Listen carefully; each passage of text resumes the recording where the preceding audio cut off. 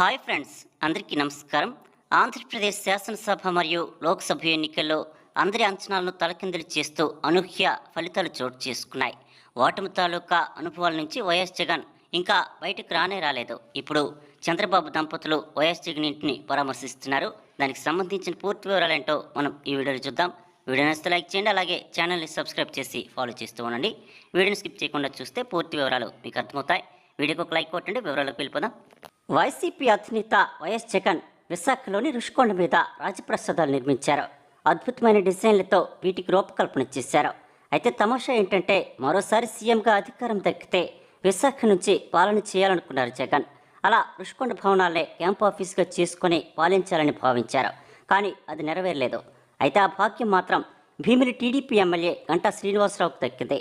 ఆయన పరిధిలోకి వచ్చే రుషికొండ ప్రాంతంలోని ఈ అద్భుత కట్టడాల్ని ఆయన మీడియాతో సహా వెళ్లి మొత్తమంతా తెరిచి చూశారు. భవనాలన్నీ కాస్ట్లీగా నిర్మించారని అంటున్నారు. అత్యాధునిక సాంకేతిక సంపత్తితో ఈ భవనాల నిర్మాణం రూపుదిద్దుకుందని మీడియాకు విడుదల చేసిన ఫోటోలు చెబుతున్నాయి.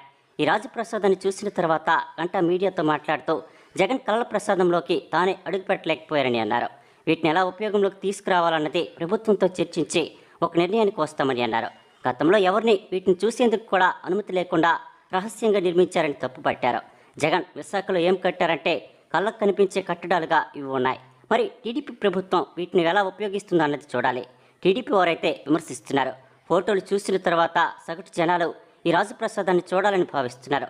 అక్కడ మ్యూజియం ఏర్పాటు చేసి ప్రజలకు అవకాశం కల్పిస్తే బాగుంటుందని అంటున్నారు.